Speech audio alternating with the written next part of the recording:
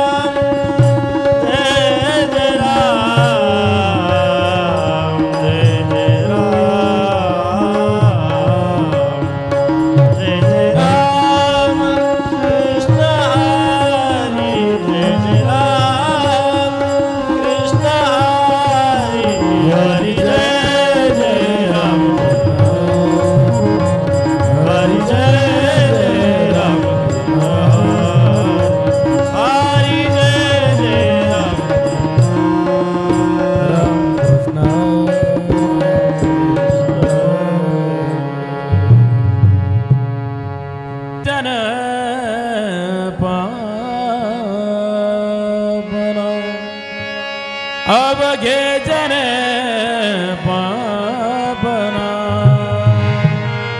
ते असे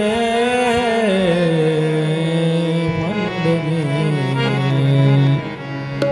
गात जागा गात जागा गात जागा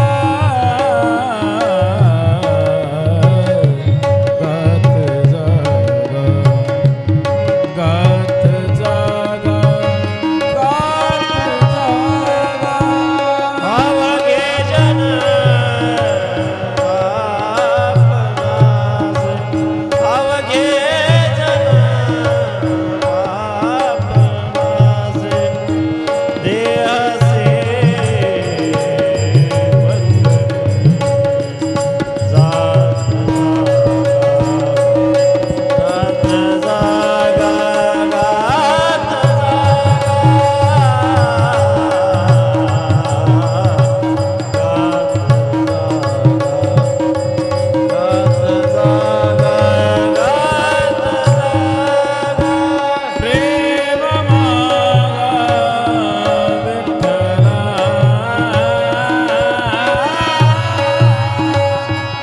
प्रेम मागा विठ्ठला गात जागा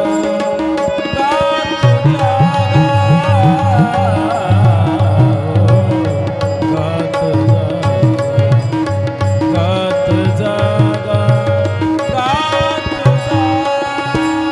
प्रेम माझा विठ्ठला प्रेम माझा विठ्ठला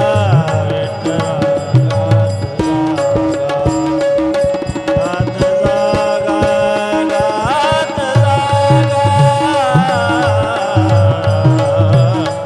गात जागा गात जागा गात जागा अवघी सुखाची चरासे सुखाची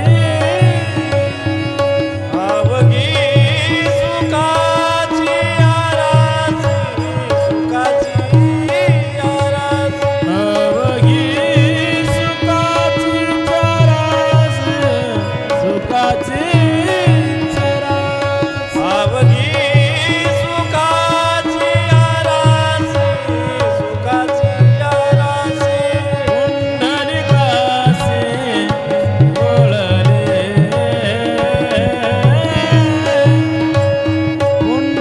पुंडलिकासी बोलले बोलले गात जागा गात जागा गात जागा गात जागा गात जागा प्रेम माझा विठ्ठला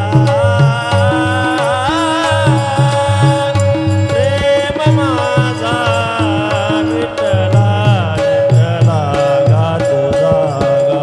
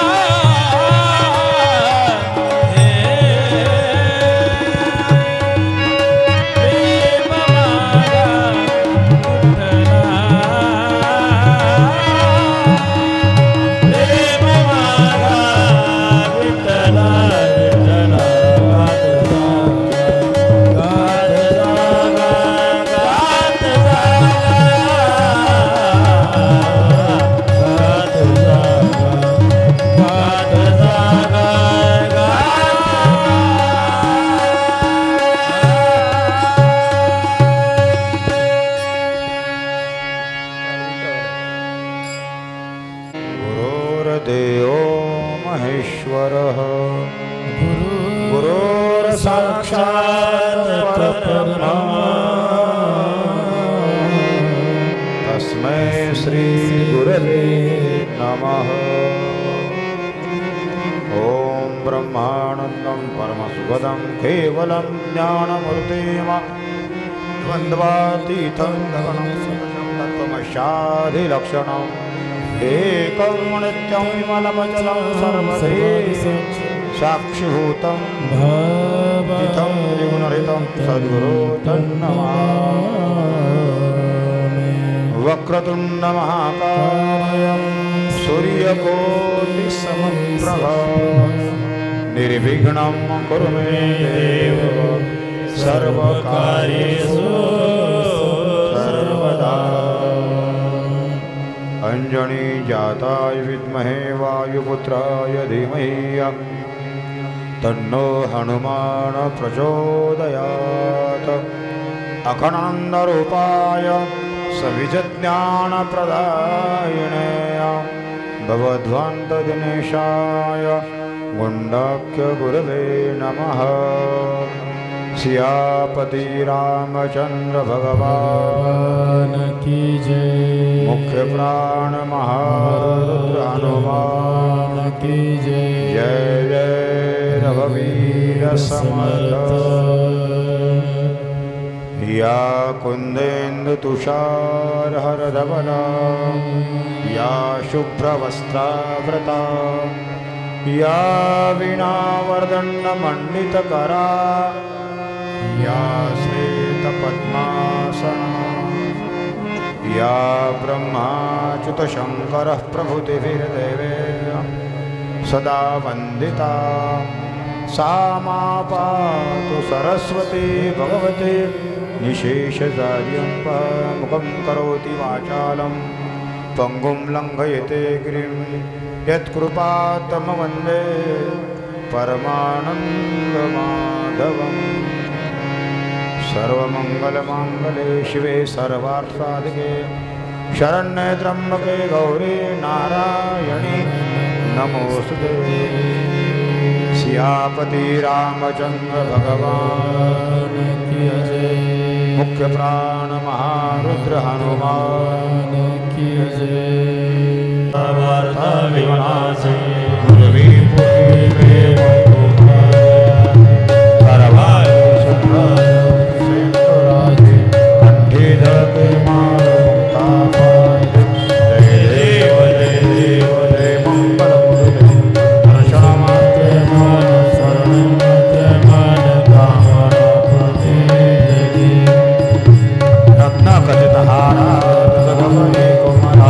चंदनाची कुंकुम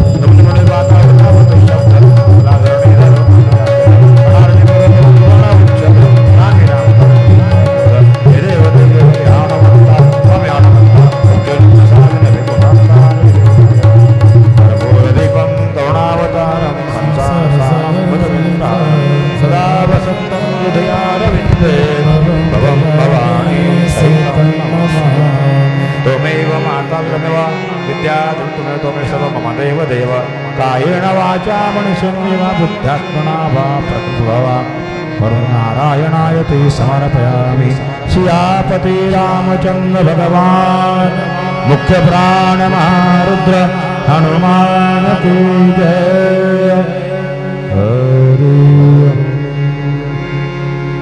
जय रघुनंदन जय सिया राम जय रघुनंदन जय सिया राम जय रघुनंदन जय सिया राम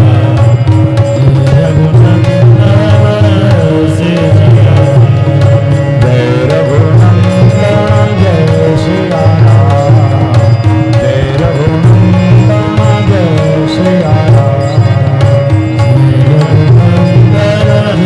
सिया राम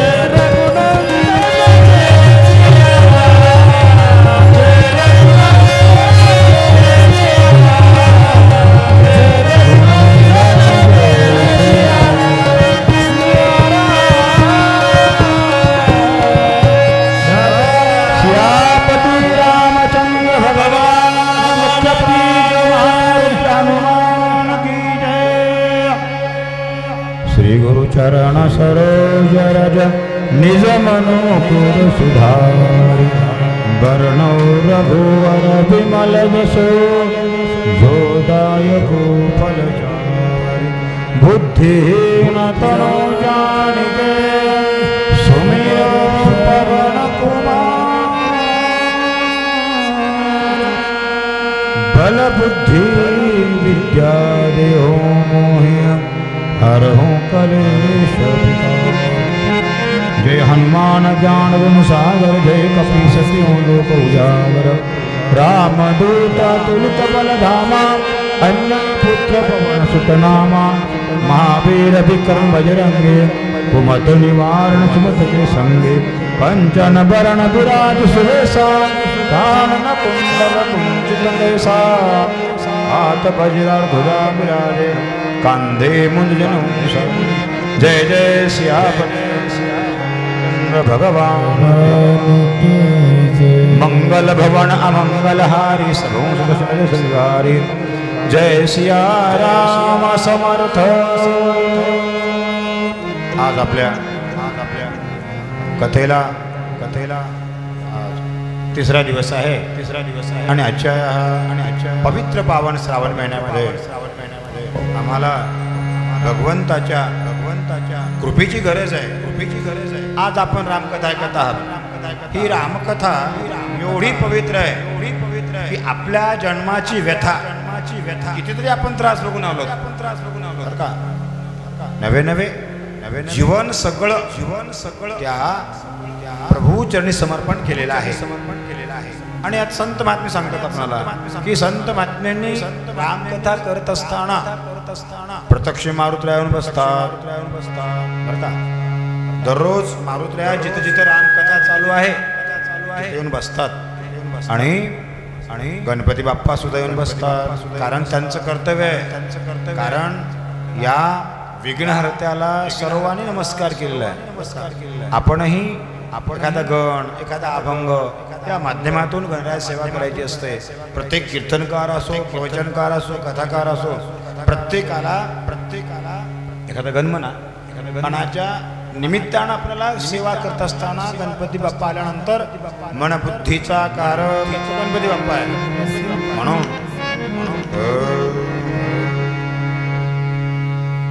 हे गणराजा गणपती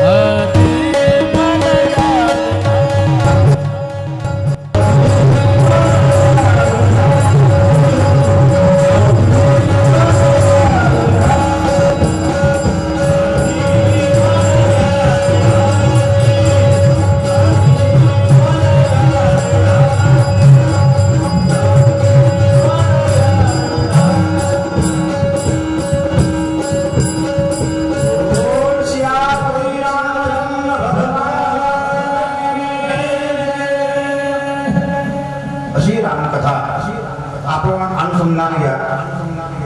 कालच्या कथेमध्ये आपण राम जन्मोत्सव जन्म सांगितलेला सर्वांनी श्रवण केलेला आहे. आणि आमच्या कुळगुरू वशिष्ठ महाराजांनी सर्वांना सांगितलं म्हणलं राम जन्मला.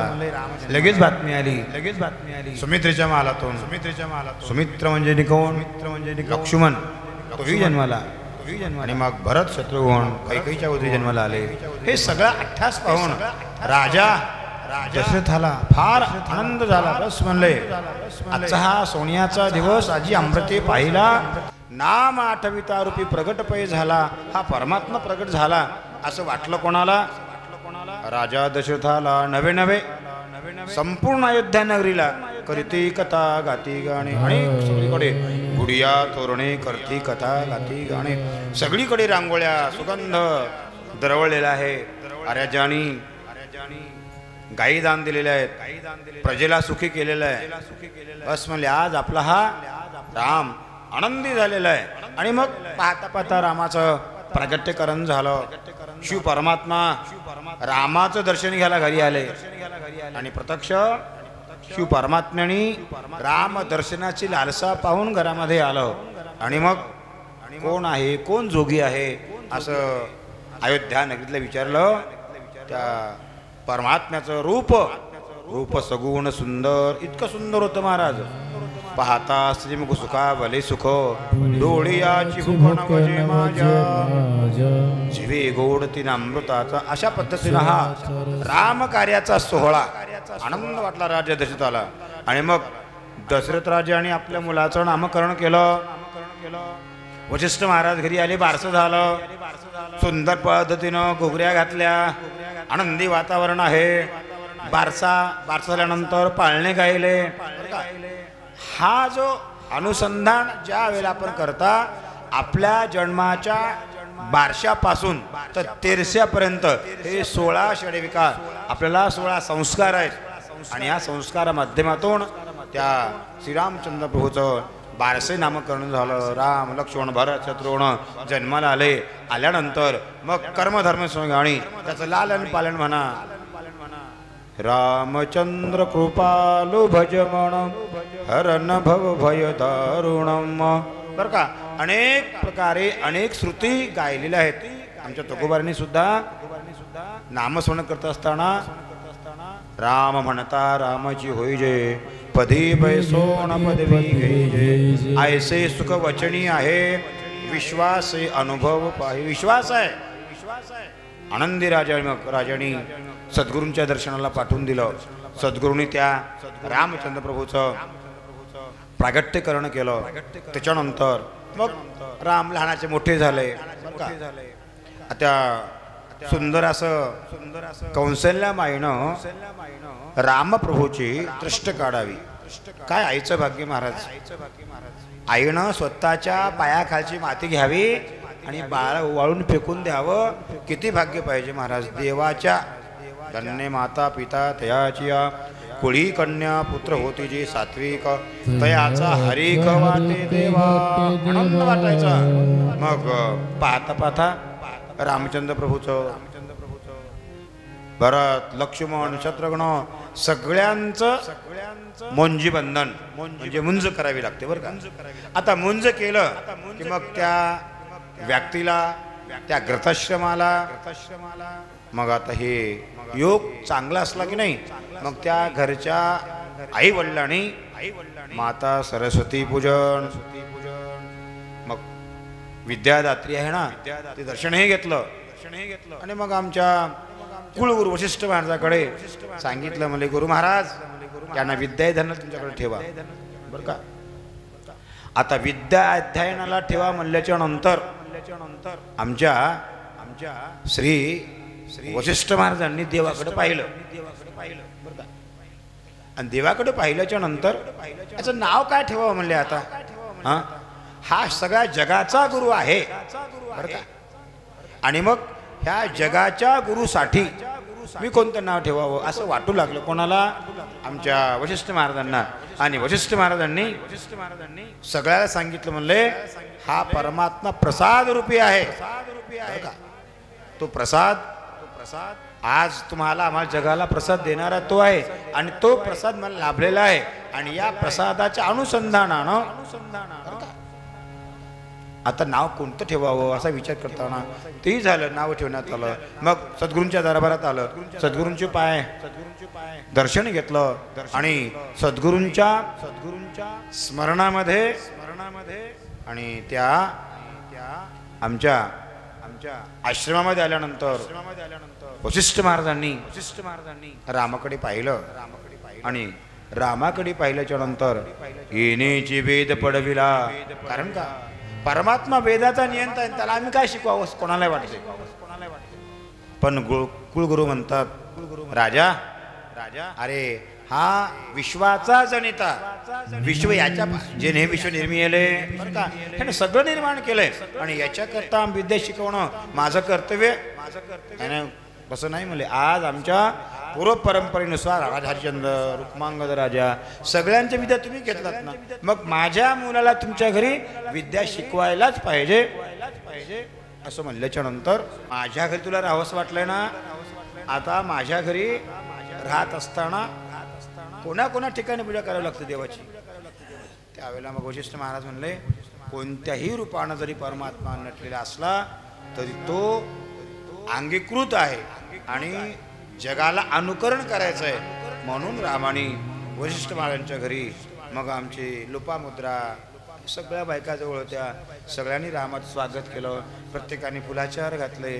अयोध्येचा राम आला म्हणजे आमच्या इथं आला आणि आल्याच्या नंतर आमचंच कल्याण आहे असं नाही, जगाच्या कल्याण संतांच्या भूतीय देह कष्टविती प्रत्यक्ष वशिष्ठ महाराज भगवंताचा अंश आहे. आणि मग वशिष्ठ महाराजांनी सद्गुरु स्तवन केलं आणि गुरुच्या घरी पहिल्यांदा विद्या शिकवली.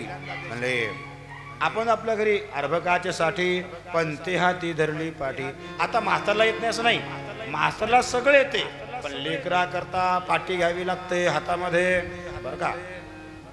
हातामध्ये पाठी घेऊन त्याला अ म्हण क म्हण शिकावं लागते. तसं ब्रह्मांडाचा मालक पण त्याला वशिष्ठ महाराजांनी शिकवायला सुरुवात केलं.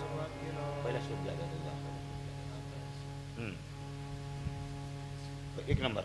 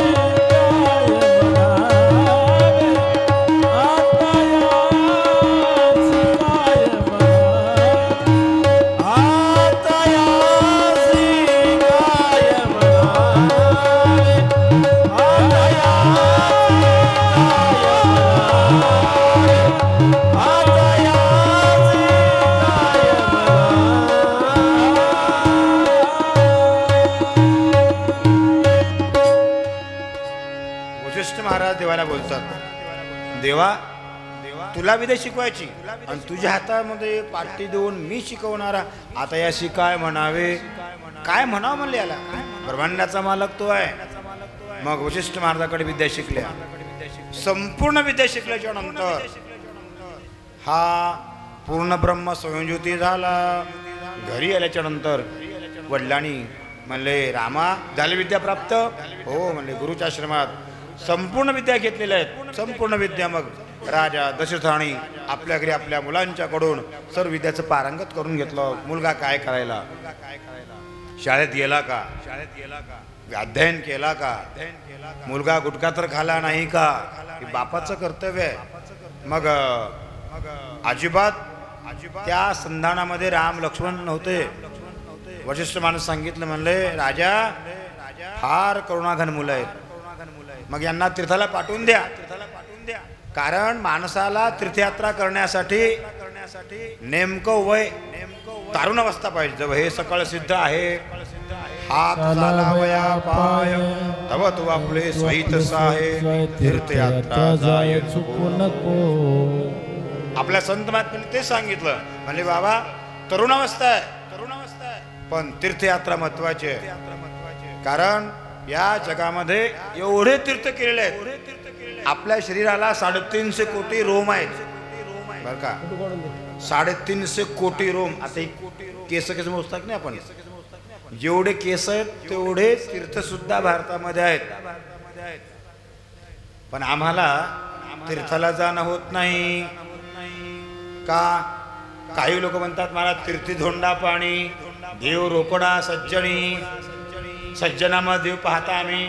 सज्जनांना बुक्का लावून घेतला की पाया पडतात, देव तिथं आहेच की. तुकारामाने सांगितलं म्हणजे देव रोकडा सज्जनी, तुकोबाऱ्यांचं प्रमाण मान्य केलं, तीर्थाला जायचं नाही. मग काय करायचं? अरे बाबा तसं नाही. तीर्थयात्रा वयाच्या कमीत कमी 25 वर्षापर्यंत लग्नाच्या अगोदर तीर्थयात्रा करावं लागतात. पण आजकालचे पोरं काय म्हणतात? म्हणले महाराज आत्ताच का वय संपून गेले की आमचं, आता कसं करावं? त्याला कोणा शाळेत पाठवा? त्याचं गणित वेगळं असते. आणि अरे बाबा नाही, तीर्थयात्रा करायला पाहिजे. कमीत कमी तरुण अवस्थामध्ये कर की, पंढरीची वारी कर की, काशी तीर्थयात्रा कर की. काय नाही म्हणले महाराज आत्ताच काय पळून चाललं काय? लग्न होऊ द्या, बायको मुलं होऊ द्या, नातू पंतू येऊ द्या, तोपर्यंत हाड रिटायर होतात, चक कुप्पा बसते हाडाचा. आणि तवा मात्र निघते मग, आणि तवा ते प्रमाण वेगळं पाठ करतोय. कोणतं? त्यानं प्रमाण पाठ केलं तर सांगतो, ठाईचं पैसोनी करा एक चित्त आवडी आनंद. अरे पण कवा? सगळं झाल्यानंतर ठाईच म्हणले. अगोदर तरुण अवस्थेमध्ये पूजा करणार. जव हे सकळ सिद्ध आहे, हात चालावया पाय, तव तू आपले सहित साहे, तीर्थयात्रा जाय चुकू नको. म्हणे आम्ही नेमकं तीर्थयात्रा चुकून जातात, पंढरीच्या वारीला चुकून जातात. नवे वारकऱ्यांनी तीर्थयात्रा करायलाच पाहिजे असं नाही. जगातल्या सगळ्याच लोकांनी तीर्थयात्रा करायला पाहिजे. राम लक्ष्मण भरत शत्रुघ्न चौघांनाही राजाने तीर्थाला पाठवून दिलं. काशी रामेश्वर बरं का, मुख्य अयोध्या, हे पंचपुऱ्या आहेत. जगन्नाथ, औंढानाथ, 12 ज्योतिर्लिंग, अष्टविनायक, सगळे भारत भ्रमण तीर्थयात्रा करून घरी आले ना आले.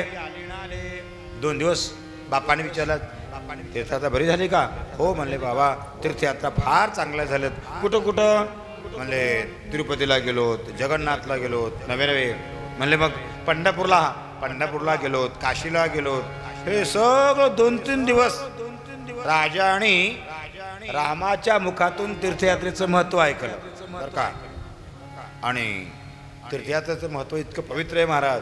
तीर्थवर्तनेम भावे विन सिद्धी वायांची उपाधी करीशी, भाव बळे आकळे एरवी ना कळे. तीर्थाला गेलं आणि आपला भाव नाही गेला, काय फायद्याचं आहे? होय हो, आपल्या गावाला गंगा आहे, त्या गावाला गंगाच आहे, पण त्या गंगेला आपले सगळे पाप जायची ताकद आहे. गंगा पापम शशीतापम दैन्य कल्पतरुस्ततः. गंगेनं पाप घालवते. चंद्राच्या सावलीमध्ये रात्री आपण 2 तास बसलात, आरोग्य सुधारते. गंगा पापम शशीतापम दैन्य कल्पतरू. कल्पतरूच्या झाडाखाली बसून आपण जर एखादी प्रार्थना केलं देवा, कल्पतरू खाली फळे येते मागितली. आनंद राजाने ऐकून घेतला. असं राजानं बोलणं चालूच आहे. तिकडं आमच्या असणाऱ्या विश्वामित्र महाराजांना चिंता लागली. बापरे, आता काय करावं? हे राक्षस लोक यज्ञ करू देत नाहीत बरं का. हे राक्षस लोक यज्ञात मड्यान टाकतात, यज्ञाची आहुती होऊ देत नाहीत, यज्ञाला सामग्री मिळवू देत नाहीत. काय करावं देवा, काय करावं देवा? असं चिंता करताना नारायण नारायण म्हणत नारद मुनी आले. आणि नारदांनी काय, विश्वामित्र महाराज काय चिंता करता तुम्ही, तुम्हाला काय झालं? तेवढ्यामध्ये विश्वामित्र महाराजांच्या डोळ्यातून पाणी आलं. आणि नारदा, अरे मला यज्ञ करायची सामग्री माझ्याकडे आहे.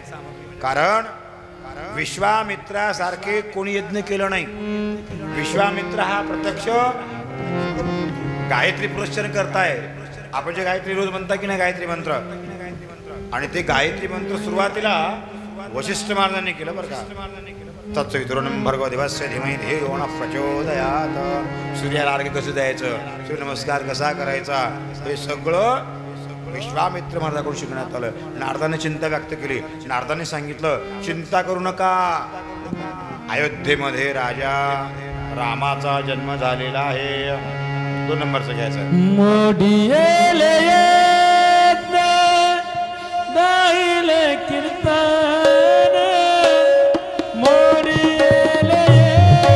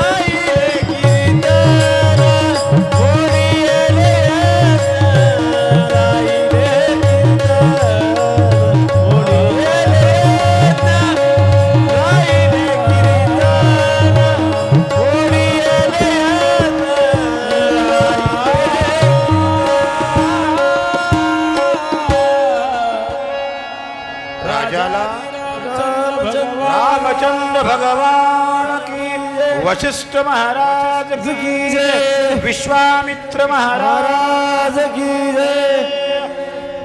विश्वामित्र महाराज नारदाचं ऐकले आणि सांगितलं नारदाला, म्हणजे काय मोडीले यज्ञ, राहिले कीर्तन, पळाले ब्राह्मण दैत्या भेणे, म्हणजे कोण त्रास केलं तुला, काय सांगावं नारदा. ताटिका, सुबाहू, मारीच मामा हे रोज यज्ञ करू देत नाहीत, यज्ञामध्ये आहुती करू देत नाहीत. मग काय करायचं तुला, म्हणजे रामचंद्र प्रभू गुरु करून घेतलेत. कोणाला? वशिष्ठ महाराजाला.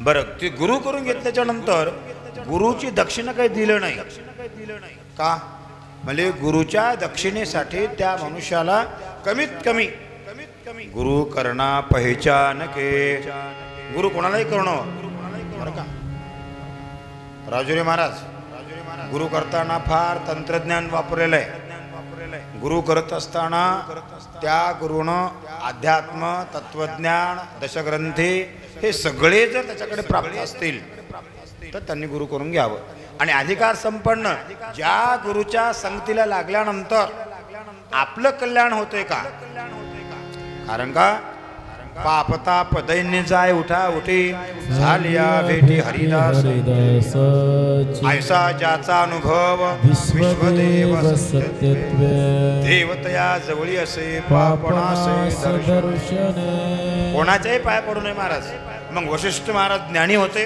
आणि विश्वामित्र महाराज वशिष्ठाचे पोर मारले होते बरं का आता ह्या गुरुला वाटलं त्याचा गुरु वशिष्ठ महाराज नारदानं म्हणाले दशरथाकडे जा आणि दशरथाला 4 मुलं आहेत आणि 2 मुलं मागून घ्या म्हणाले पण जाणाऱ्या गुरुला त्याच्या घरी गेल्यानंतर मजा मान की अपमान काय कळ अयो गुरु जर घरी आला तुम्ही डोळे आणू नका तुम्ही डोळे आला मध्ये डोळे लावतो गुरु जर घरी आला गुरु फार शहाणा होता त्यांनी काय केलं घरी आल्याबरोबर शिष्याच्या मावंद्यालाच घरी आला आणि मावंद्याला आल्यानंतर शिष्यानं पांढरी छत मऊ मऊ लवकर पिल्ल्याच्या पांढऱ्या लवकरचं घोंगडं उगं 7,000ला घरी आणलं होतं पांढरं छत घोंगडं आणि गुरु महाराज घोड्यावर टन टन टन बसून वरी आले गुरु महाराजाला वाटलं शिष्याला मागलं पाहिजे शिष्याला मागायला सुरुवात केलं महाराज शिष्याने विचार केला गुरु महाराजांचा अधिकार मागण्याचा बरोबर आहे पण शिष्याचा अधिकार आहे मागायचा प्रसाद द्यावं लागणार सुरुवातीला गुरु महाराजांनी शिष्या काय सुंदर पांढरी घोंगडी आहे रे मनात आलं परंतु मागाव कसं पूर्वीच्या काळामध्ये गुरुच्या अंगात येत गेलंय अहम उहुम अहम उहुम अहम उहुम ते अंगात आल्यानंतर शिष्या पांढरीची घोंगडी मला दे घोंगडी दे म्हणल्यानंतर गुरु महाराज बरे तुले गुरु महाराज वा रे वा याला म्हणावं गुरु गुरुनं कोणाच्या घरी रुपये मागू नये याला गुरु म्हणले शास्त्रामध्ये आणि हे गुरु महाराज पांढरी घोंगडी मागाले तर शिष्य मोठा हुशार बरं महाराज उद्या बघतो म्हणलं पुन्हा उद्या अंगात आलं जागरण त्याने सुरू केलं अहम उहुम तबल्यावर दाखवा जरा मग ते तबल्यावर नाचू लागले महाराज नाचता नाचता त्यानं काय केलं महाराज यानं घोंगडी मागलं की शिष्यानं महाराज तुमचं घोडं मला द्या तुमचं प्रसाद म्हणून घोडा मला द्या तुमचा प्रसाद गुरुनं लगेच मंत्र बदलला तुझं तुला मज मला तुझं तुला मज मला तुझं तुला मज मला तुझं तुला असे जर गुरु झाले कल्याण करते शिष्याचं अजिबात कल्याण करत नाहीत मग त्या ठिकाणी काय झालं तर आमच्या वशिष्ठ महाराजाकडे सुरुवातीला बातमी आली कोण आलेत विश्वामित्र महाराज आले बापरे प्रतिसृष्टी करता नाव आलं विश्वामित्राला ब्रह्मदेवानं शेळी केलं विश्वामित्रानं मेंढरू केलंच ब्रह्मदेवानं गाय केलं विश्वामित्रानं म्हैस केलंच कारण विरोध आहे अशा प्रकारचा विश्वामित्र आणि तुझ्या घरी आला राजा हो आलाय पण कोणाला बोलायला ते ध्यान ठेवा बरं का आपण कथा ऐकत असताना माणसानं वक्त्यानं काय सांगलंय याच्याकडे लक्ष असलं तर कथा आहे नसताना कानडीने केला मराठी व्रतार एकाचे उत्तर तसं होऊन जाते नाही तर मी सांगालो रामकथा आणि गायकाने डोळे लावलं कथेमध्ये डोळे लावलं की इथं फार अवघड आहे ते सांगणे पोथीमध्ये इतका अवघड आहे महाराज पण सांगतो कारण विनोद सांगल्याशिवाय तुमचे डोळे लागत नाहीत काय झालं एका दिवशी सुंदर असे पत्नी म्हणून महाराष्ट्राचा नवरदेव कर्नाटकमध्ये गेला मग बिदरला गेला समजा आणि बिदरला जाऊन येता येता काय का असं ना सोयरी करायला बाप मायला सांगावं की आजकाल पोर सांगायला तयार नाहीत कारण विद्वान शिकलेले पंडित झालेले पोरं सगळे विद्वान घरची सुंदर अशी मुलगी पण याला मराठी बरोबर येत नाही पण मराठीचा माणूस पण मुलगी आवडली कुठली कर्नाटकातली बापाला फोन केलं लग्न झालेलं आहे आणि लग्न झाल्याच्या नंतर कमीत कमी अक्षदाला नाही तर जेवायला ते बोलवा की नाही तर त्या दिवशी सगळं सत्यनारायण झालं नवरी घरी आली आणि घरी नवरी आल्याच्या नंतर मग सगळ्यांनी ताटं जेवायला मांडलं. पुरणपोळी आहे, कढी आहे, सगळ्या पद्धतीनं भजे वाढलेत, कोरडा वाढलेत, पापड वाढलेत. सगळे मित्र जेवायला बसलेले आहेत. आणि मित्रांनी सांगितलं, म्हणले नवी नवरी आली तिला घरी काय बसून ठेवता, तिला जेवायला सांगा वाढायला. आता ते नवरी महाराज सुंदर असं जग घेतलं. पूर्वीच्या काळामध्ये वगराळे असायचे कढी वाढण्यासाठी. ते वगराळं घेतलं आणि जेवण वाढत वाढत वाढत निघाली. जाता जाता तिच्या नाकामध्ये ते मोतू घातला होता, मोतू. आणि ते मोतू असा ढिल्ला होता महाराज. आणि बरोबर ते नवऱ्याच्याच दोरणामध्ये कढी वाढताना ते मोती गळून गेला. ते मोती गळून गेल्यानंतर इकडी बघाली आणि त्या मोत्याला त्या कन्नडी भाषेमध्ये मुत्तू म्हणतात.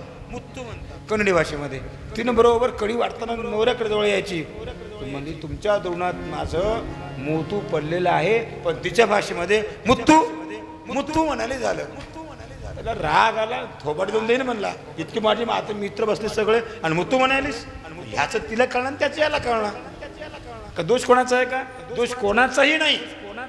पण मनुष्याच्या बुद्धीला प्राधान्य असल्यानंतर दृष्टांत सांगल्याशिवाय वक्त्याचं कर्तव्य नाही. वक्ताची नाही, श्रोते नवीन.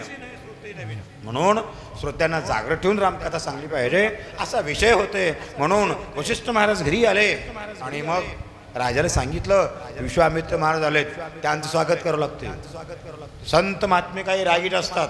दुर्वास महाराज घरी आले, स्वागत करावं लागते. तुकारामच घरी आले, स्वागत करायची गरज नाही. आणि चांगदेव महाराज आल्यावर, सरपाचा चहा बघून वाघावर आल्यावर स्वागत करावंच लागते. तसं विश्वामित्र महाराजांनी स्वागतासाठी सगळ्या राजांनी तयारी केली. कळशा घ्या, झेंडे घ्या, मृदंग घ्या. विश्वामित्र महाराज आले म्हणल्यानंतर लागलीच स्वागत केलं आणि सभेमध्ये बसलेले आहेत. विश्वामित्र महाराज घरी आल्यानंतर प्रार्थना चालू केलं. म्हणले राजा काही करा आणि माझ्या यज्ञाचा भंग होत आहे. ताटिका, सुभाऊ, मारीच मामा यज्ञ करू देत नाही ता, काही करा. राजाने प्रार्थना केलं. म्हणले विश्वामित्र महाराज तुमचं बरोबर आहे, पण मला 9 अत्याचार पूर्व झालेत आणि ती आता 8 वर्षाची मुंज काल परवा झालेली आहे आणि तुम्ही मागायला आलात ओके बरोबर आहे, पण मी तुम्हाला देणार नाही म्हणल्याबरोबर विश्वामित्र महाराज आहेत. हे कोणाला रागीट आहेत माहीत नव्हतं. वशिष्ठ महाराजांनी राजा दशरथाच्या कानात सांगितलं, राजा थांबा, तुम्हाला कळते का नाही म्हणले. कोण महात्मा आहे, कोणाशी बोलत कळते का नाही. विश्वामित्र महाराज आहेत, थोडं सांभाळून बोला. मग त्यावेळेला विश्वामित्र महाराजांनी प्रार्थना केलं, एक तुझा पुत्र मला देई दशरथ. एक तुझा पुत्र मला देई दशरथ. एक तुझा पुत्र मला देई दशरथ.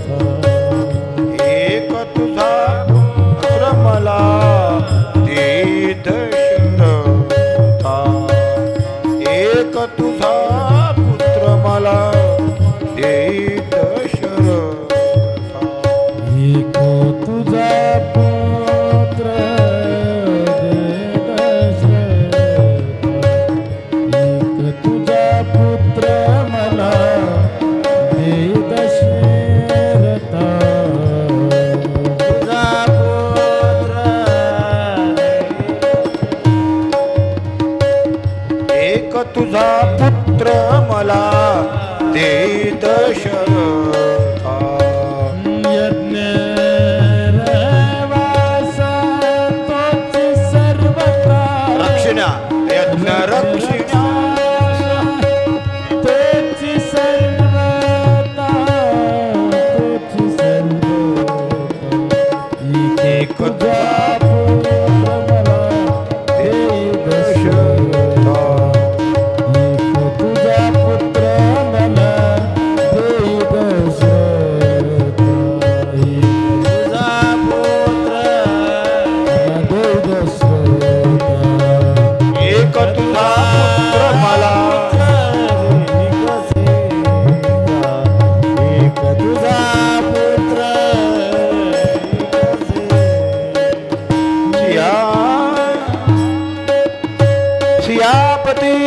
रामचंद्र भगवान की जय. मग त्यावेळेला विश्वामित्र महाराजांचं स्वागत करण्यात आलं.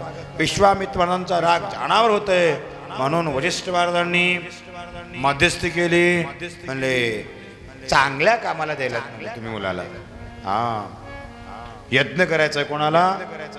राजा दशरथाला. त्यावेळेला आम्ही सहकार्य केलो. कोण म्हणलं? वशिष्ठ महाराज. आता म्हणाले आता विश्वामित्राचं यज्ञ रक्षण करायचं आहे आणि राजा तुला हे द्यावंच लागणार. तो राजा चिंता करू लागला. काय करावं म्हणले आता.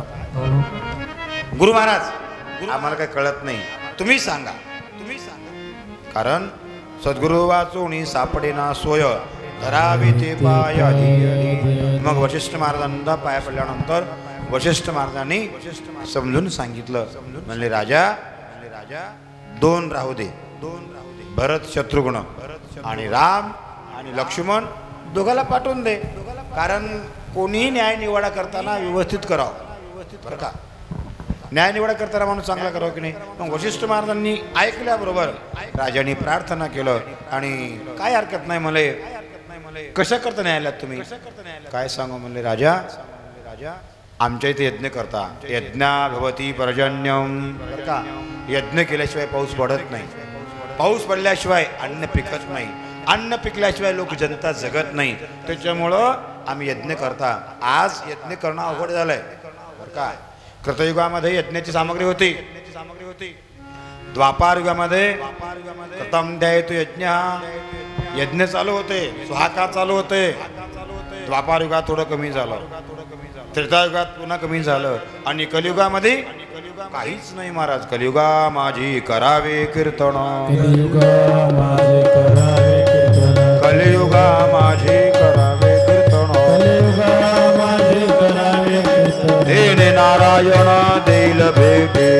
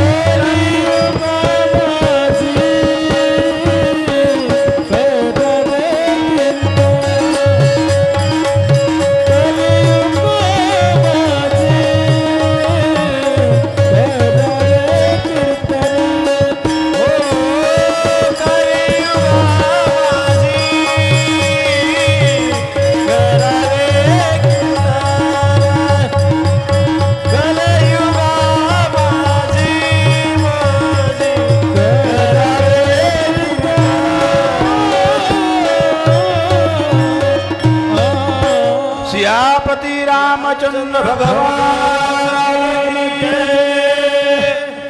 असं हे रामकथा वशिष्ठ महाराजांनी सांगितल्यामुळं राजा दशरथाला मान्य झालं. एक तुझा पुत्र मला देई दशरथा. यज्ञ रक्षण्यास तोच सर्वथा. रक्षण कोण करेल यज्ञाचं आमच्या? कारण यज्ञ हे नारायण आहेत. आता यज्ञ कमी झालेत. आता पूर्वीच्या महिला सुरुवातीला चुलीला अग्नी लावला ताव्यावर पहिला यज्ञ एवढं चिपट करून टाकत गेलेत. आता टाकत का बघा बरं. काय बदलला की नाही? काही महिला टाकतात, हळद कुंकू लावतात, तव्यावर एखादं चिपट करतात. अग्नीला रोजचा यज्ञ होते. ती जरी होईना गेलं तर कमीत कमी माणसानं जेवायला बसलो तेव्हा तरी वदनी कवळ घ्या नाम श्री हरीचे, सहज हवन होते नाम घेता फुकाचे, जीवन करी जीवित्वा अन्न हे पूर्ण ब्रह्म. बरं का, हे यज्ञ सांगितलंय, अन्न पूर्ण ब्रह्म आहे. त्याला ताणू नका तुम्ही, तो प्रत्यक्ष यज्ञ नारायण जवळ येतो. फक्त देवाचं नाव घेऊन जर घास घातलात आपले पूर्ण होते, नाहीतर पूर्ण होत नाही. म्हणून आपल्याला यज्ञाच्या सामग्रीसाठी मग वशिष्ठ महाराजांनी अर्पण केलं. कोणाला? राम लक्ष्मण दोघांनी रथावर बसलं.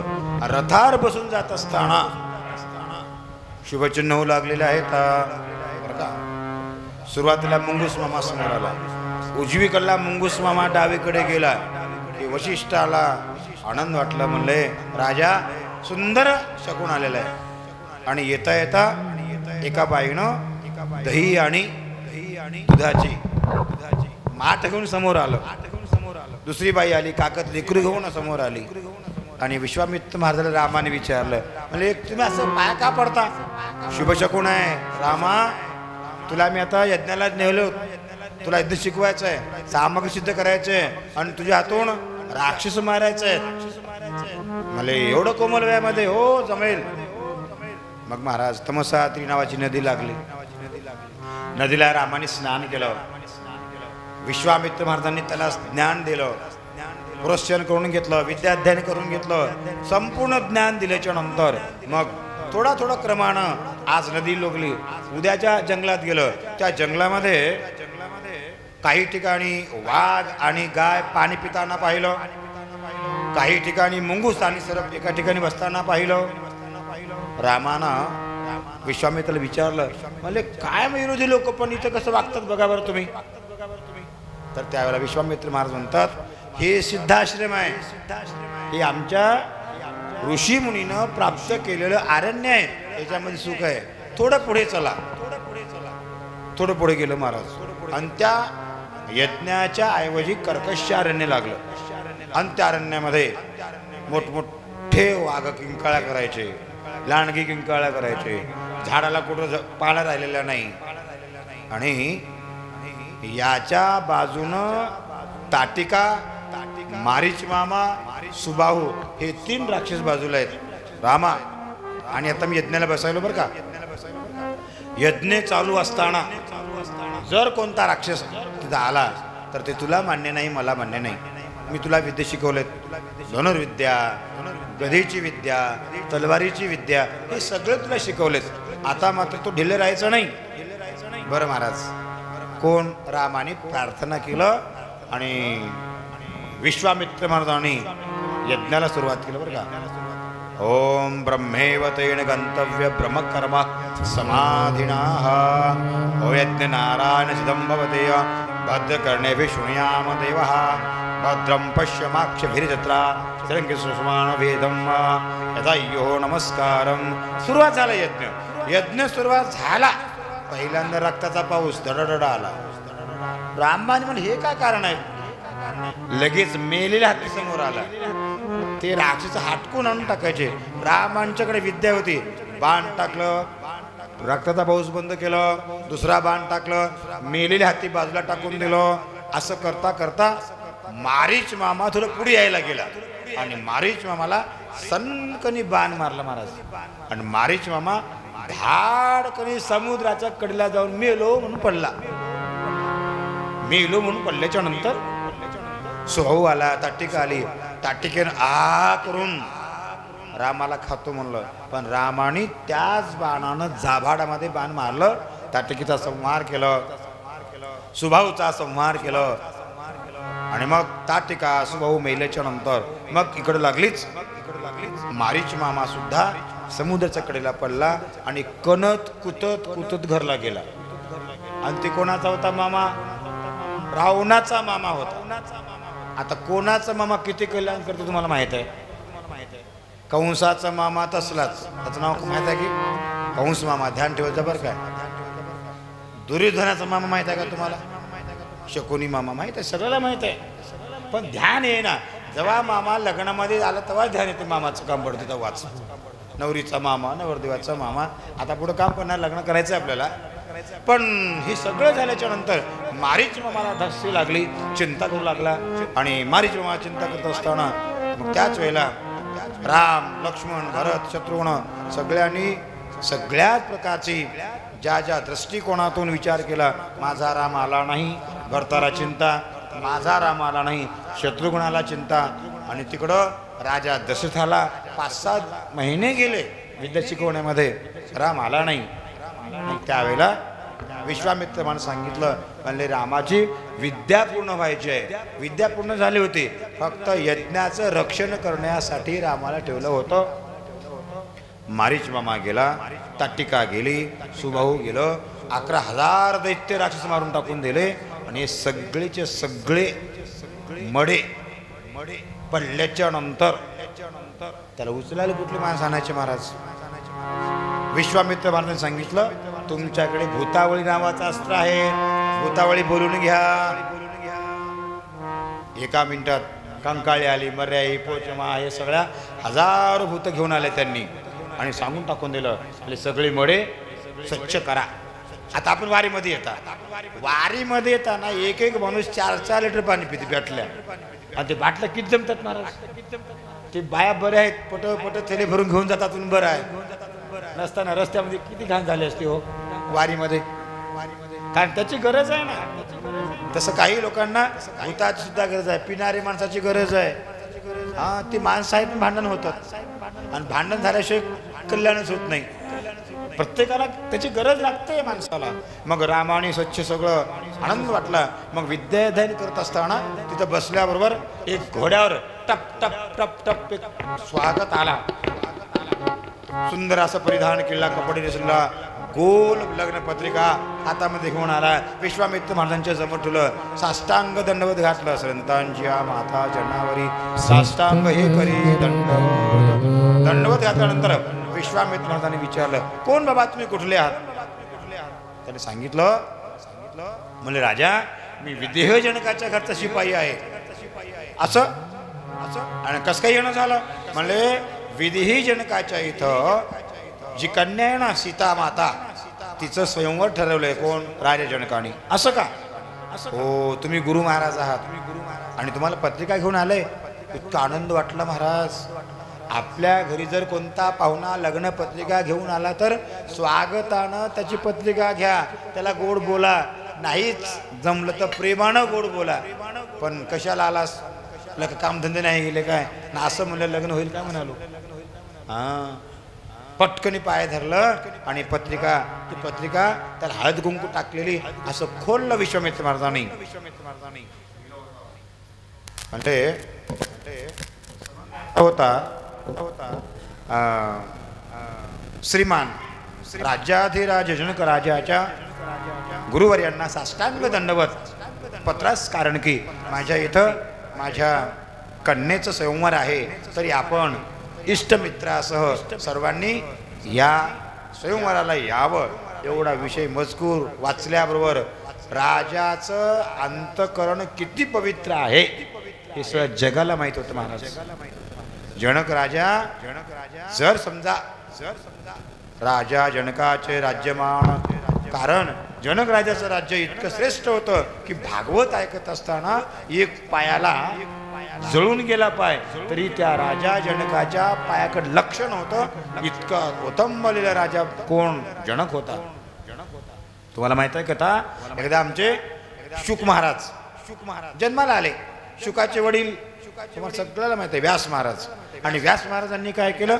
माझं पोरग म्हणून कारण एक ब्राह्मणाचे बाळ आले, ते नागवेची पळून गेले रे तुकोबारे भांडण करतात. ते नागव पळून गेलं. जाता जाता त्या तळ्यामध्ये सगळ्या अप्सरा तिलोत्तमा मेनका रंभा ऋषी नग्न स्नान करू लागल्या होत्या. तळ्यामध्ये नग्न स्नान करताना पोरग लगेच लगबग गेलं. पण त्यांना माहित होतं की हा महात्मा विरक्त आहे, त्याला काय फरक पडणार आहे. त्या बाया सगळ्या आंघोळच करत राहिल्या. पोरग निघून गेलं. लगेच त्याचे वडील व्यास महाराज लगेच आले. आणि आल्यानंतर व्यासाला दाढी आहे, कपडे आहेत, माझ्या अंगावर कपडे आहेत, मी म्हातारा झालो आणि मला बघून हे बायका साड्या का घालत आहेत? व्यासाला प्रश्न पडला. आता म्हणजे तरुण वर्ग नागं पळून गेलंय आणि त्या सगळ्या बायकांनी काही अंगावर कपडे घेतले नाहीत. तर त्यावेळेला बायकांनी सांगितलं तो विरक्त महात्मा होता आणि तुम्ही घरबारी आहात, तुम्हाला बायको आहे म्हणून लाज लज्जा माणसालाच वाटते, इतर लाजेची गरज नाही. तो विरक्त असल्यामुळं त्याला मी लाजलो नाहीत असं म्हणून शुक पुढे गेला. आणि आमच्या व्यास महाराजांनी शुका अरे शुका म्हणता म्हणता शुक भूर पळून गेला. राजा जनकाच्या घरी गेला आणि राजा जनकाच्या घरी गेल्याबरोबर जनक राजाने दारामध्ये द्वारपाल ठेवलं होतं. द्वारपाल सांगितलेत कोण आलंय? मी शुक आलो. व्यासाने सांगितलं ते जवळचं टाकून निघून ये. जवळचं टाकून ये म्हणजे मला म्हणजे काय बी नाही, एक राखोंडी आहे म्हणजे वटकीवर वाटी, जानवं बी नाही काहीच नाही, 2 बोटाची लंगोटी आहे, काय माझ्याकडे आहे. पण त्यानं काय म्हणायचं मी शुक आलो, मी शुक आलो. अरे ते मी नावाचं बाजूला ठेवून ये आणि मी जर आता आला आपल्या मनामध्ये समजा मी कथा ऐकायला गेलो, माझी झोप गेली, मी पणा जर मध्ये आला की नाही वाया जाते. म्हणून त्या ठिकाणी व्यास महाराजांनी शुकाला पाठवून दिलं. कारण व्यासादिकांच्या मध्ये शुक ब्रह्मवी करीते, शुकाला पाठवून दिलं. शुक महाराजांनी दारामध्ये 7 दिवस थांबलं. परीक्षित राजाला 7 रोजामध्ये भागवत मुक्तता करावी लागली. पण या शुकाचार्यांना दारामध्ये 7 दिवस मीपणा घालवायला थांबावं लागलं. आणि जनक राजांनी आलं म्हणले शुक महाराज जवळचं टाकून द्या, माझ्याकडे काहीच नाही, काहीच नाही. म्हणल्यानंतर शुकाला सांगितलं तुमच्याकडे जो मी पण आहे मी काढून टाकून द्या. शुक आलो म्हणा. संपलं, राग निघून गेला. तेव्हा त्या शुकाचार्याने जनक राजाला गुरु करून घेतलं. त्याचं नाव जनक विदेही जनक होता. मग विश्वामित्र महाराजांनी रामाला सांगितलं रामा अरे फार चांगलं काम होणार आहे. काय तू विचारलाच नाही येताना कडेवरचे लहान लहान मुलं घेऊन बायासमोर आले त्या स्वागता करता. तुझं लग्न करायची इच्छा माझी आहे. असं का? असं कसं होतंय? तुला काय करायचंय? चल म्हणलं की मग त्यावेळेला विश्वामित्र महाराजांनी रामाला विचारलं.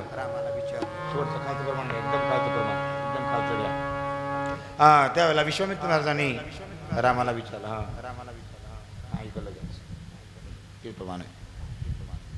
मग काय झालं तर शुक महाराजांनी जनकाचं विचारण केलं. विश्वामित्र महाराजांनी रामाला सोबत घेतलं आणि रामचंद्र प्रभू निघालेले आहेत कुठं?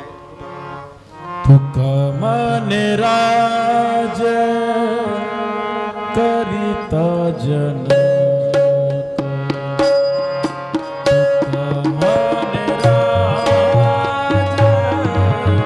करिता जन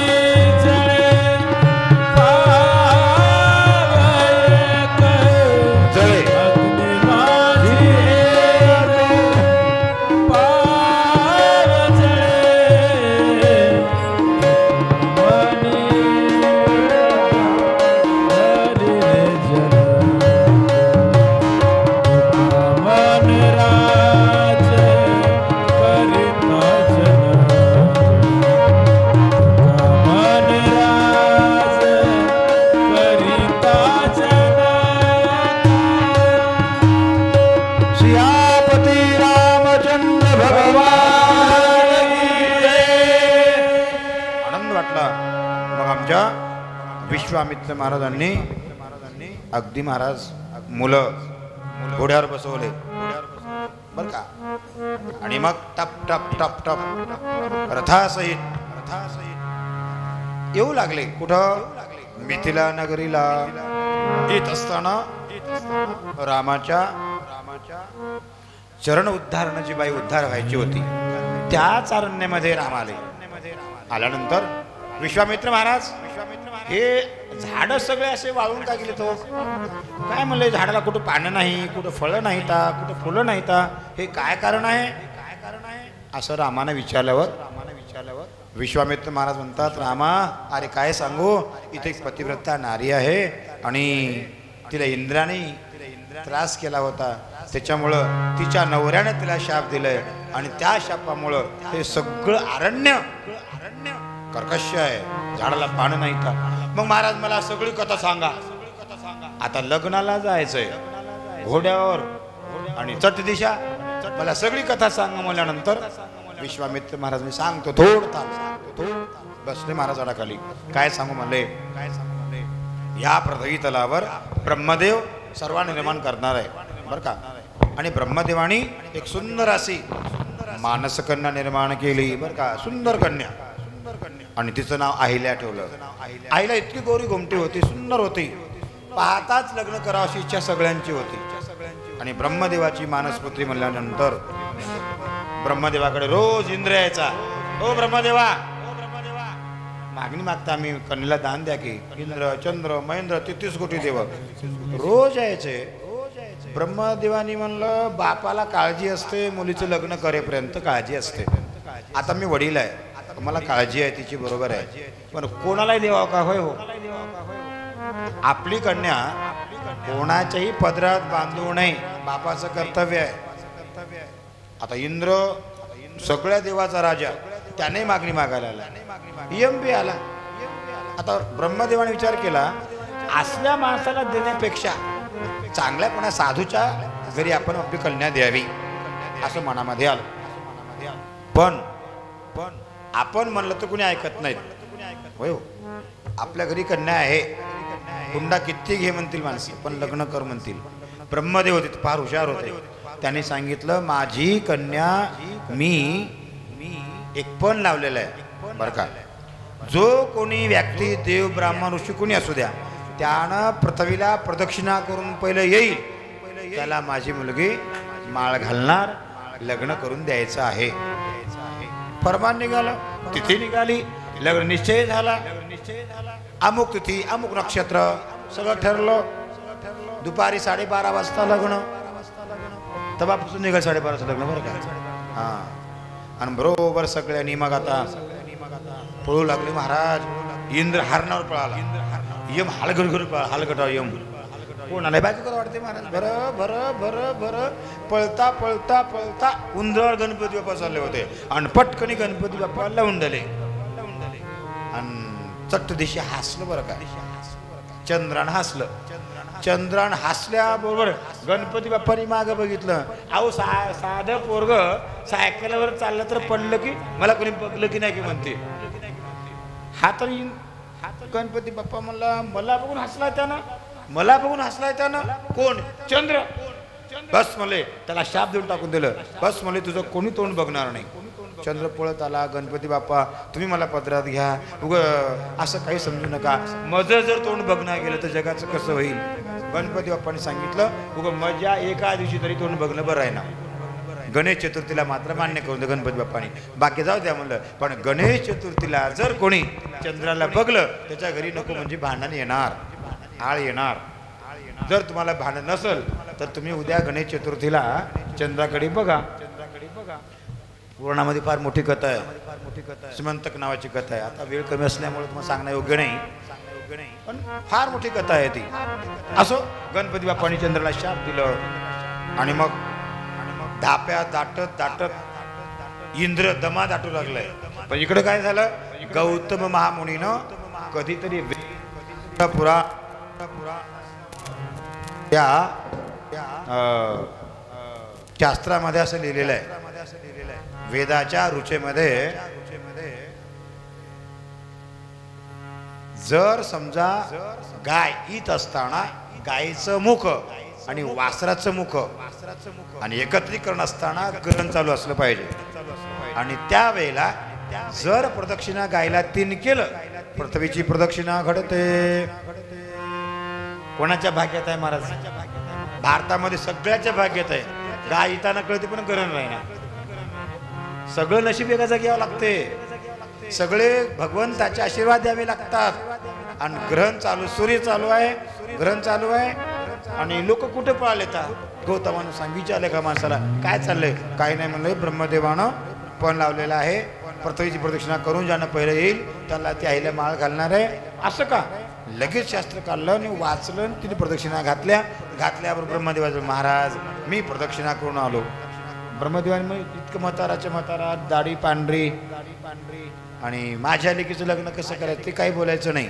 शास्त्रामध्ये लिहिलेलं आहे गाईचं आणि वासराचं मुख आणि ग्रहण चालू असताना प्रदक्षिणा झाली.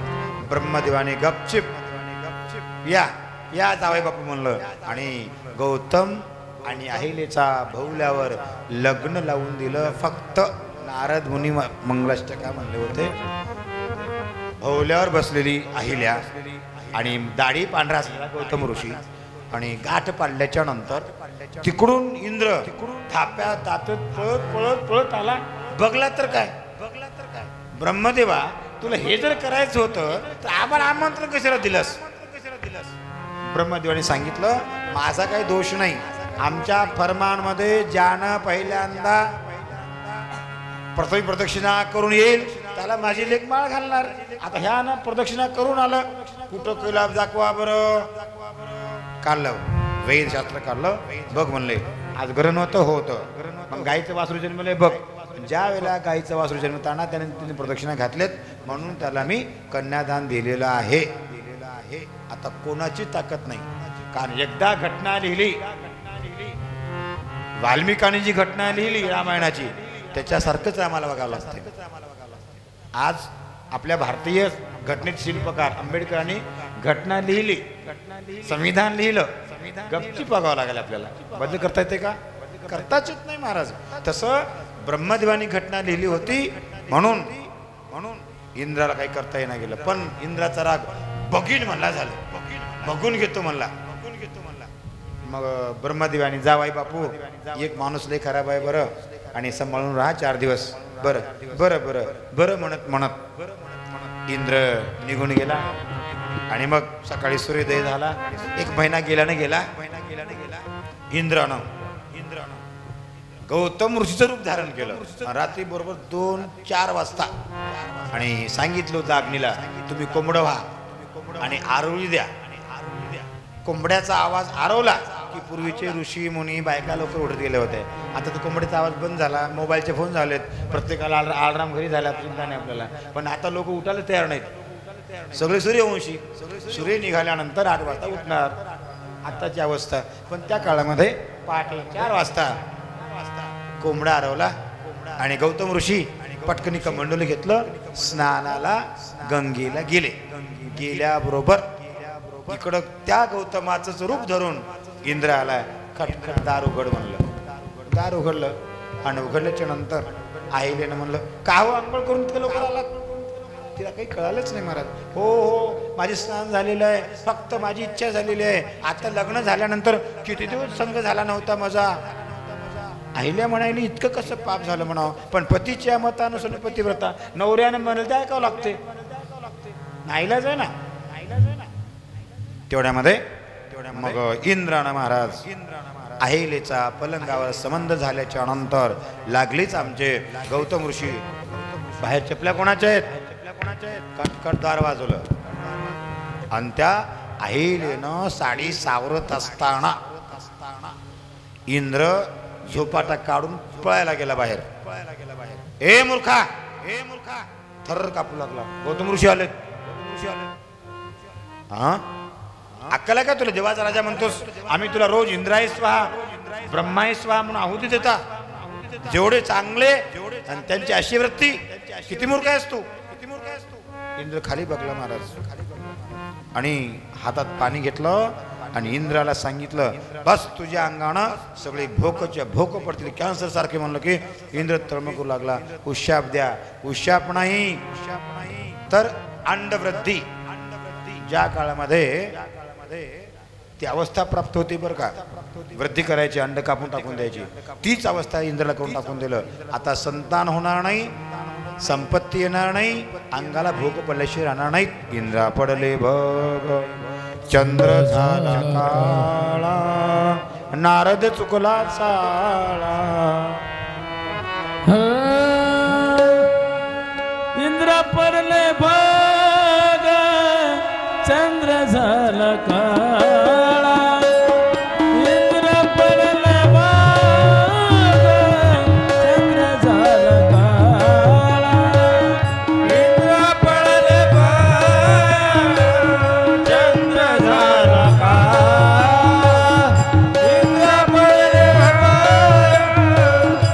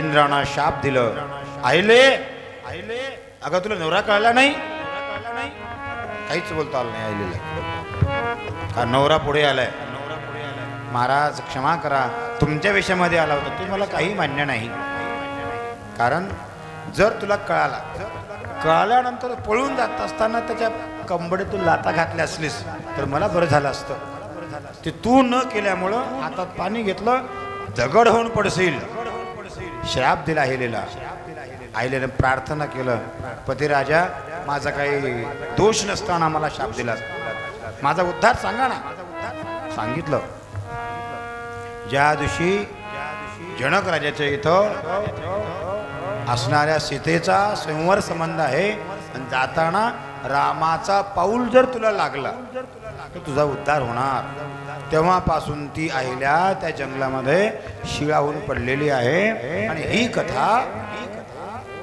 विश्वामित्र महाराजांनी रामाला सांगितले लगभग अयोध्येकडे आले अयोध्येमध्ये येत असताना सगळीकडे जनकराजाने तयारी केलेली आहे बरं का इतकी तयारी महाराज पण असं असते बघा काही ठिकाणी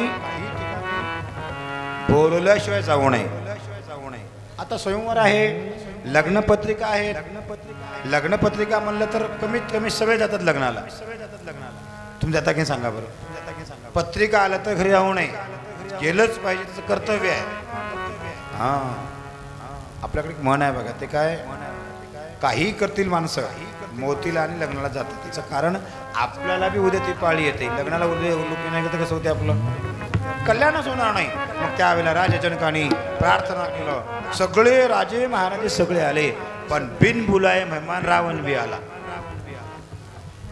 त्याला पत्रिका होती का सांगा की तुम्ही आता जे बाई डोळे लावले की नाही तिला मुद्दाम विचारले खरं खरं सांगा बरं रावण कस काय आलता पत्रिका दिली तर का त्याला स्वयंवराची नाही बरं आला तर आला असं उर बडून घेऊन माझ्याकडे आमंत्रण मला द्या आधी कारण शिवधनुष्य आणल्यानंतर आमच्या जनकराजांनी सगळ्या बाजा भजंत्रीसह मोठं धनुष्य आणलं आणि मग प्रमाण दिलं.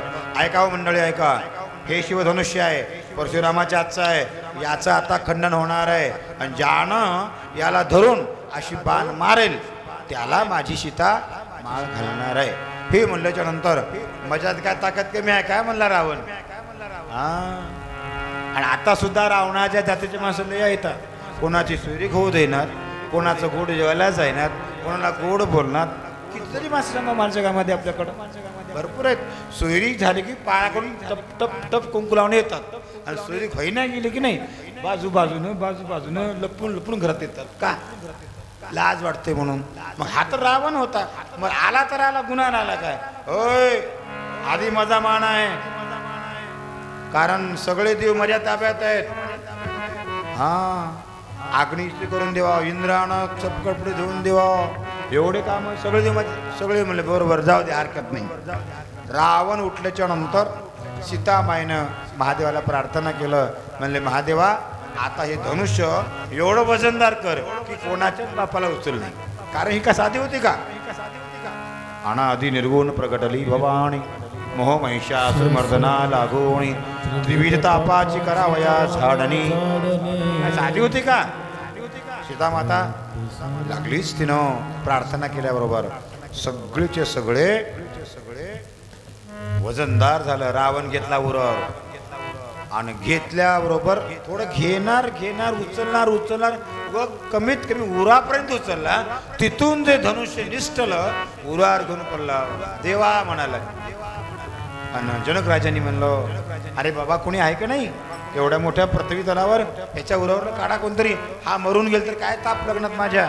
म्हणून राजा जनकानं प्रार्थना केल्याच्या नंतर विश्वामित्र महाराजांनी रामाला डोळे खुलवलं. रामा आता गुरु महाराज म्हणल्यानंतर थांबाव काय माणसाला. आजकाल गुरुचं तुम्ही ऐकत नाही, पण देवानी गुरुनं म्हणल्या चटकनी ऐकलं आणि चट दिशा जाऊन रावणाच्या उरावरलं धनुष्य बाजूला काढलं. तवा नकर बरं झालं. लोकांनी प्रार्थना केलं. अंबिका मातेला आमच्या सीतामाईनं नवस केला होता, नवसी नवसी माझे पंढरीचे दैवते विठ्ठले माय. मग राम कोमल गात्र आहे, किती कोमल आहे. राम सर्वांगी सावळा, हेमालंकार पिवळा, नाना रत्नाच्या माळा, अलंकार शोभते. सुंदर असा अलंकार घेतलं आणि मग धनुष्य महाराज अलगद उचललं आणि त्याला प्रत्यंचा लावणार. काही रामायणामध्ये धनुष्याला दोरीच लावली इतकंच आहे आणि वाल्मिकी रामायणामध्ये त्याचं खंड केलं, धनुष्य मोडून टाकून दिलं. कडोड धनुष्य मोडल्याच्या नंतर सगळ्यांनी टाळी वाजवली. जय जय सियापती रामचंद्र भगवान की जय. सगळ्या नगरी आनंद झाला. आता मग सीतेचं लग्न सुंदर प्रकारे करायचं ठरवलं. सीता संवाद इतकं सुंदर करायचं, पण विश्वामित्र महाराज म्हणले ता असं आहे, म्हणले रामानं माझ्याकडे शिष्यत्व पत्कारलंय आणि तुझे वडील नाही, तर इथं आई नाही, कोणी नाही, आणि मला अधिकार आहे का लग्न करून दे म्हणायचा. मग जनकराजांनी कसं करावं महाराज. काय नाही, एक शिपाई घ्या, लग्न पत्रिका निश्चय करा. रामाने धनुष्य मोडलेलं आहे, सीतेला जिंकलेलं आहे आणि रामाचं लग्न थाटामाटानं करायचं म्हणून पत्रिका पाठवून द्या. असं म्हणल्याच्या नंतर एका शिपायानं पत्रिका घेतलं. राजा जनकाची पत्रिका घेऊन तो अयोध्येला गेला. अयोध्येला गेल्याच्या नंतर तिथल्या राजाने जे स्वागत केलं शिपायाचं, कोणाच्या? जनकराजाच्या. फार कथा सुंदर आहे, उद्या ऐकायला मिळेल. सगळ्यांनी भावनेने या. विनंती आहे, कारण ही रामकथा आपल्या गावात भाग्याने मिळालेली आहे. आज आपल्या इथे गायक आणि तबला मास्तर प्रयत्न करून सुद्धा मिळत नाहीत. नांदेड जिल्ह्यात नंबर 1 वर आहेत. फक्त आपल्या गावाचं प्रेम आहे म्हणून ते तबला मास्तर, गजानन महाराज मुगावकर, आबाजी मामा जावाई आहेत. सगळं प्रेमाचं काम आहे, पण गावातल्या लोकांना प्रेम का नाही का कळत नाही. साधं मंडप भरायला तयार नाही. कारण असं आहे की तुकाराम महाराजांनी म्हणलं होतं, लागोनिया पाया बिनवितो तुम्हाला, करे टाळी बोला. जर समजा याच्यातलं कोणी गेलं तर आमच्या व्हिडिओमध्ये तुम्ही जमा राहता. व्हिडिओ चालू आहे की नाही समोर, सगळ्यांचं प्रेक्षेपण चालू आहे. हे प्रेक्षेपण आणि 2-3 रोज राहणारच आहे. मग तुम्ही कमीत कमी माझा चेहरा तर राहावा माय, माझं कमीत कमी मी कथेला गेलतो इतकं तर ध्यान राहावं की नाही. गावात कथा तुम्हाला दारू मागायला का कोणी? तुम्ही कथेला आला कोणी 100 रुपये द्या 5 रुपये द्या म्हणले का कोणाला? फुगटचं आहे पण काय का वाटत नाही सांगा की.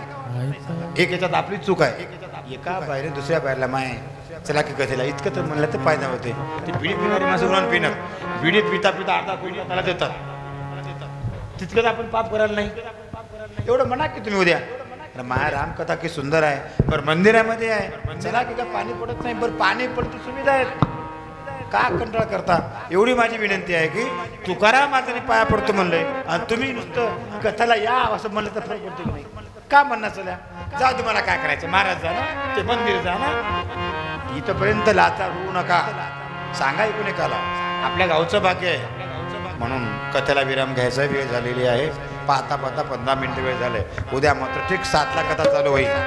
कारण का जय रघुनंदन जय सिया राम, जय रघुनंदन जय सिया राम, जय रघुनंदन जय सिया राम, जय रघुनंदन जय सिया राम, जय रघुनंदन. चुपी नका जानकी जीवन जय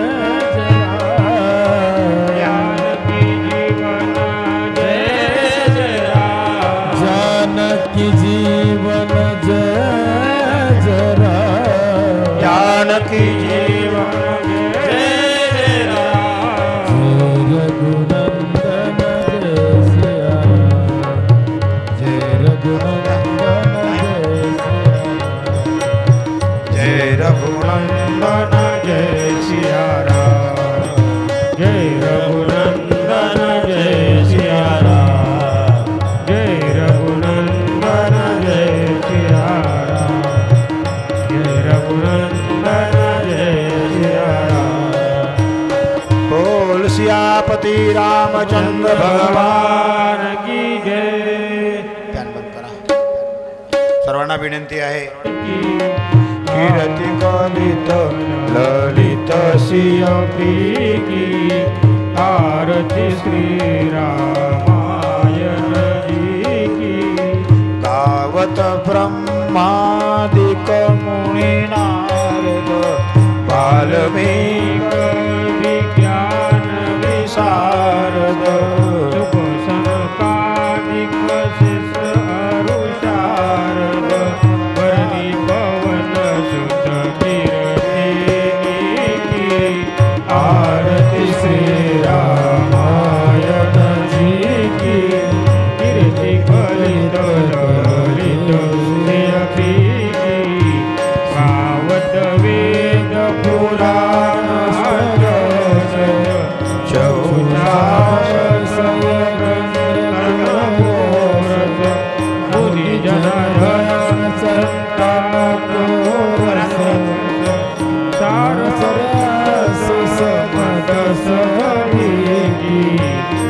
आरती श्री रामायण जी की. कीर्ति कलित ललित सियपी सत प्रभुवन भवन मुनि विज्ञानी व्यास आदि कवि वर्ज बखानी कालभूषण आरती श्री रामायण जी की. कीर्ति कलित ललित सियपी कलिमल हरणि विषय रस की सुभग सिंगार मुक्ति जुवती की. जलन रोग भव मुनि आसी की तात्मात सब विधि तुलसी की. आरती श्री रामायण जी की.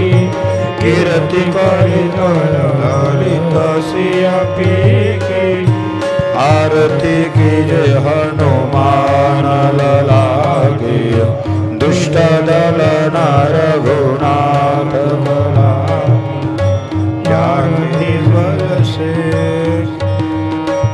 जाके बल से गिरवर कापे रोग दोष जाके निकट न जाके अंजनी पुत्र महाबलदाई